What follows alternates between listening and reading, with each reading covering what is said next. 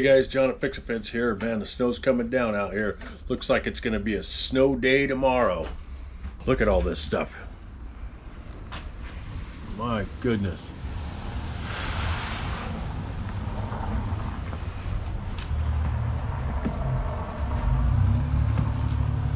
I don't think I'm putting the crew out in this stuff tomorrow.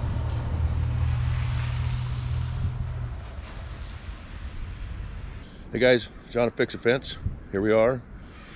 It's a Thursday in February, at the end of the month, and we have a snow day here. Fix-A-Fence LLC, and well, I decided to come up with a snow gauge. It's a snow gauge. We're gonna find out whether we work today or not. Okay, this is the test. Here we go.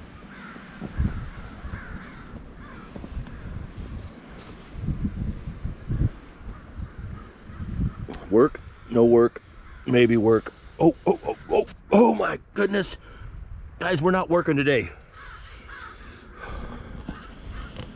Go back to bed. Cook up some bacon and eggs, because we ain't working today. You guys keep smiling and have a great one.